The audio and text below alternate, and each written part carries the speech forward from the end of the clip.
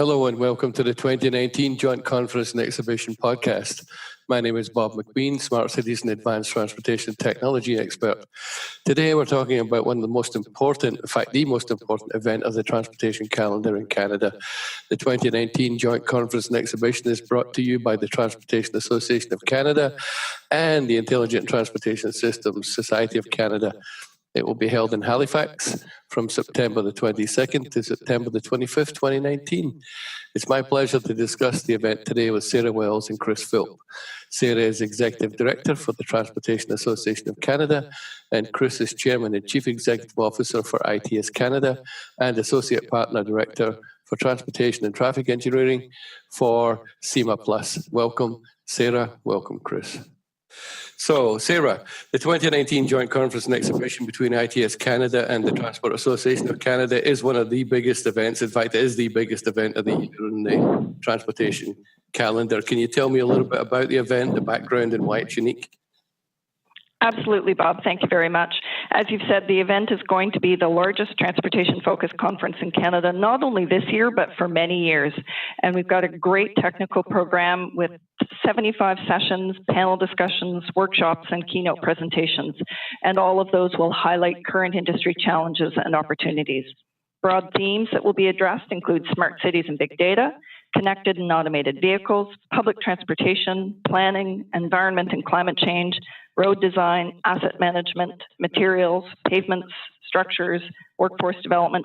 As you can see, the list is really quite long. The knowledge that will be shared among delegates, and we expect about 1,500, which is going to be a great turnout. That knowledge will help make progress on emerging and critical issues and overarching objectives like safety, mobility, and efficiency in our transportation networks. These are objectives that are important and shared by TAC and ITS Canada members, and they're also important to the transportation sector and the public as a whole. It's truly a one-of-a-kind event because of the partnership that exists between TAC and ITS Canada. This is a unique event in combining the strengths and areas of expertise of those two national organizations that Chris and I are very proud to be part of. TAC has deep roots in the infrastructure side of transportation, and through TAC, our members work together to build knowledge, develop and promote best practices for road and highway infrastructure and urban transportation. ITS Canada has a strong reputation and tremendous strengths on the technology side of the business, advancing the state of knowledge about ITS applications and how they can contribute to achieving those key transportation objectives that I spoke about: mobility, safety, and efficiency. The event will allow us to share ideas, understand different perspectives, and to learn from each other. It's an opportunity for our organizations and our members to forge new relationships that will have lasting benefits for everybody. Great answer there, Sarah. And it's obvious that these are two empowered organizations, and when you come together, you create even more power, and 1 + 1 obviously equals 3. So, Chris, it's obvious in talking with you that you've thought through together the before and after activities as well as the event itself. How will the benefit of the event be sustained afterwards, and what committee activities are TAC and ITS Canada supporting? Thanks, Bob. Our two organizations have a very strong relationship, and I think that this joint conference is helping to make that relationship even stronger. ITS Canada has had representations in several committees within TAC, including the Traffic Operations and Management Standing Committee, the Connected and Autonomous Vehicles Task Force, and the Chief Engineers Council. And we were very pleased a couple of years ago to have input into TAC's strategic plan. So as you can see, we reciprocate quite a bit. We're also honored by Sarah's presence in our board meeting once a year to give us updates, to give ITS Canada updates on what's happening with TAC. So this reciprocity tends to happen between our two organizations. In fact, many years ago, ITS Canada was actually a subcommittee of TAC prior to becoming its own organization. So we have this very strong relationship. We've had it going into the conference. We've had it through the planning and the preparations for the conference. And it's something that I think both organizations are very keen on maintaining after the conference as well.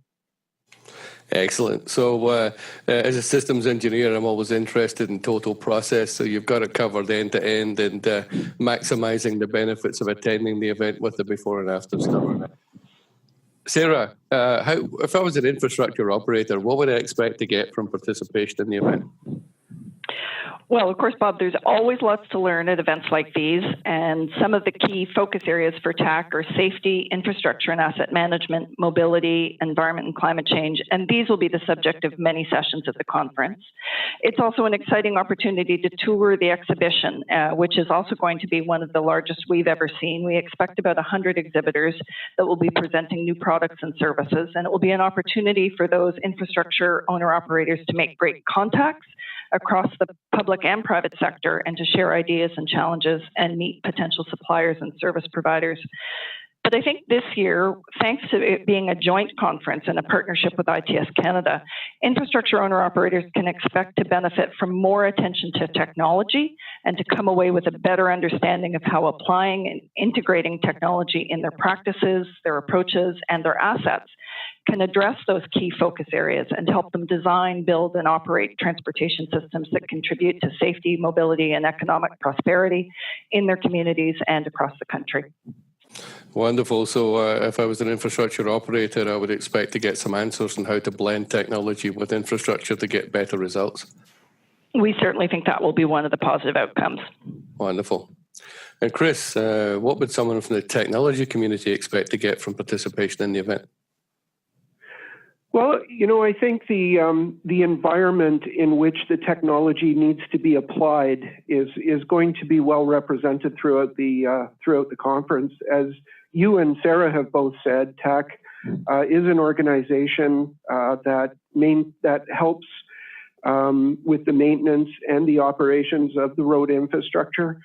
And ITS Canada members having various technologies, I think will, through discussions and through all of the opportunities that the conference affords, I think we'll find some answers in the kinds of environment and the challenges associated with the environment that the technology needs to find a home in. So the technology providers, through discussions with the owners and operators and engineers of the roadway environment, will hopefully gain a much better appreciation of those challenges and the opportunities that technologies can address. So, Chris, I guess I would expect from a technology community to see a market, to see potential partners and have the ability to interface and make new relationships. Exactly. And then to understand the challenges of those people and how technology can work to address those challenges. Wonderful. Good. So well thought out event in terms of the two big perspectives, the infrastructure operators and the technology community. And we're looking forward to some great interaction here. Sarah, thinking about interaction, networking is obviously a crucial part of this event. Can you tell me what you're doing in the event to support networking and make it as effective as possible? Absolutely. We've got a lot of really exciting networking opportunities that will be available throughout the week of the conference. Particularly, I certainly would encourage everybody to come out to our welcoming reception that will be on Sunday evening. That's located in the exhibition area, so it's a great opportunity to meet and greet everybody that will be at the conference and exhibition. Monday night is our fun night, and that's a hugely popular event that will be entertaining but also provide ample opportunity for delegates and sponsors and exhibitors to network. We've got lots of refreshment breaks. We're providing breakfast every day and lunches every day. And we also have a student and young professional meet and greet that we offer on the Tuesday evening. So we're excited about a lot of the opportunities that are going to be there. Wonderful. And that's a great transition into my next question, which I'd like to ask both of you, but we'll start with you, Sarah. A sustainable approach to applying technology in transportation, it seems to me that it would require that the next generation are actively engaged in the process. What elements of the event will support young professionals and students? You're absolutely right, Bob, about getting engaged with the next generation. It's something that's very much a focus for TAC, and I'm sure for ITS Canada as well. So first and foremost, we make it a great deal. We have special rates for young professionals that attend the conference. It's up to a 30% discount on our registration fees, and students can in fact attend the conference for free. So that's a great opportunity for both those demographic groups to participate in this event. We offer a wide variety of sessions and panels that are specifically targeted to the younger generation. For example, we've got one on workforce expectations for young professionals, another session on communicating effectively and developing leadership skills that way, and others that talk about a global opportunity to experiment with emerging technologies for transportation and the impact of technology in the workplace, the good and the bad, and the ever-evolving ITS professional. So lots of topics that I think will be really of interest to the young professional and students in the group. And certainly I'd be remiss if I didn't make note that we dedicate a full day, which is Tuesday, that's geared at students and young professionals, including, as I've already mentioned, a meet and greet for them on the Tuesday evening. And we also recognize award-winning conference papers that are contributed by student authors.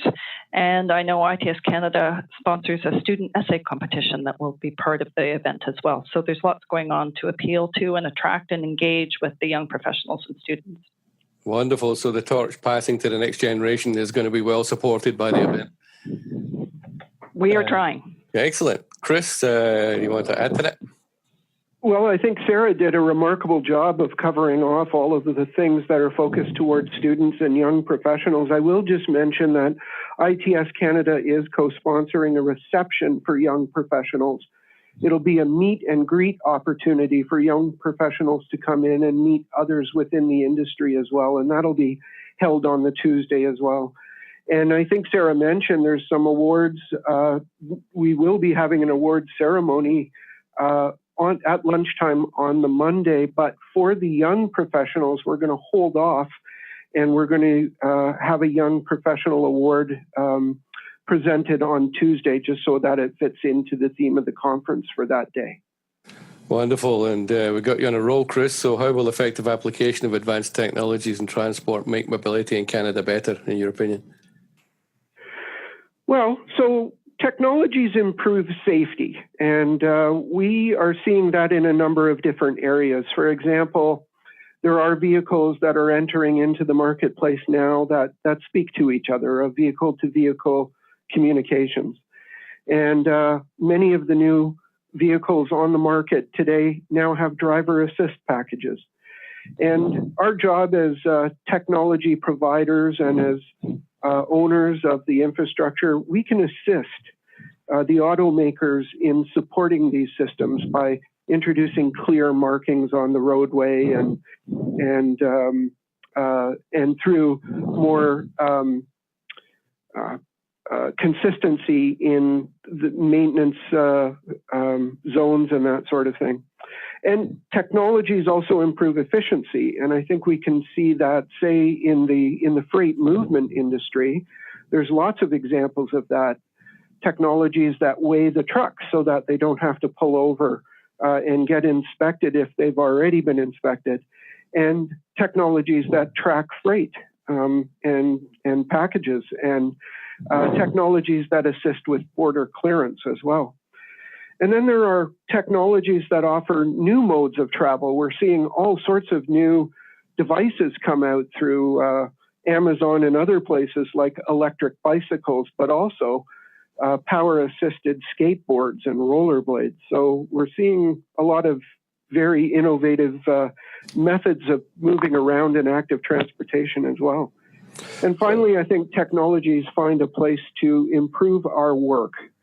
And that's maybe through better data, more complete data sets, and more opportunities to provide travelers with information. So your question about the application of technologies to our transportation system, I think just to kind of recap, they help with safety, they help with efficiency, they offer new opportunities in terms of modes of travel, and they improve how we go about conducting our daily work.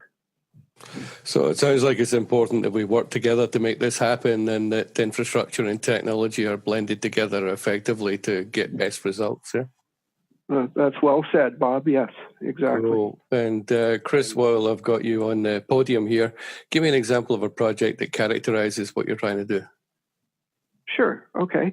So ITS Canada has a seat at some of the committees that and standing committees that TAC has historically managed, and one of those is the TOMSC committee, which stands for Traffic Management and Operations Standing Committee.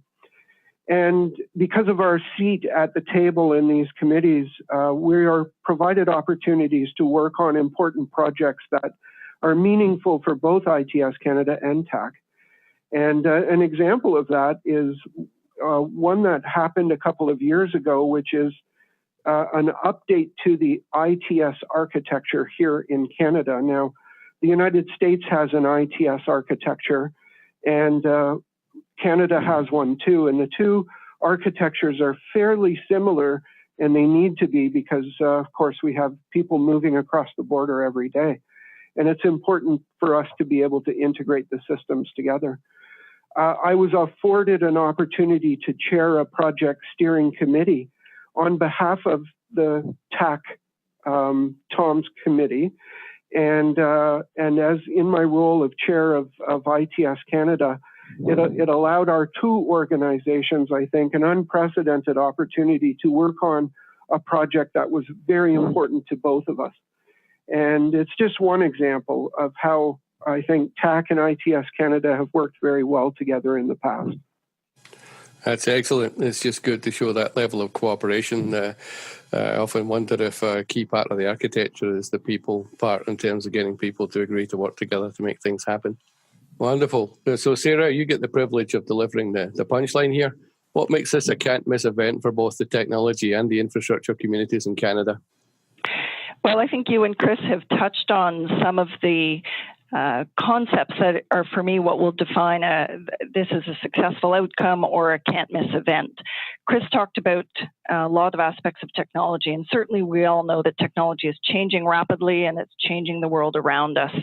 And the transportation sector faces a daunting list of unknowns with respect to that technology. There's a lot of enthusiasm for the potential that it offers us, but also a lot of questions about how it's evolving and how the public will react and accept new technologies, what capabilities there are, and when they'll be available. So successfully capturing the potential of that technology is going to require new ideas, new processes, new relationships, and integrated thinking is going to be key. Transportation stakeholders must work together, as you've said, Bob, across our jurisdictions, across our silos, and across our areas of individual expertise. So I think this is going to be successful in a can't-miss event because of the metaphorical bridges that will be built between the infrastructure and technology communities so that we can work better together and deliver transportation systems that make Canada safe, healthy, and prosperous. It's going to be great. People shouldn't miss the opportunity to come to Halifax. And then just one more thing, there will be lobster. I think that might be the clincher, yeah. So thank you very much, Sarah. Thank you, Chris. We've just been talking about the 2019 Joint Conference and Exhibition, which is Canada's largest transportation conference and exhibition. It'll be in Halifax from September 22nd to 25th, 2019. I think we've made a compelling case for why you shouldn't miss it. And, just in case you need any additional enticement, there will be lobster, and I'm going to be there, and I'm going to be wearing my kilt, and I encourage you to do the same. Thanks very much, Chris. Thanks very much, Sarah. Thank you, Bob.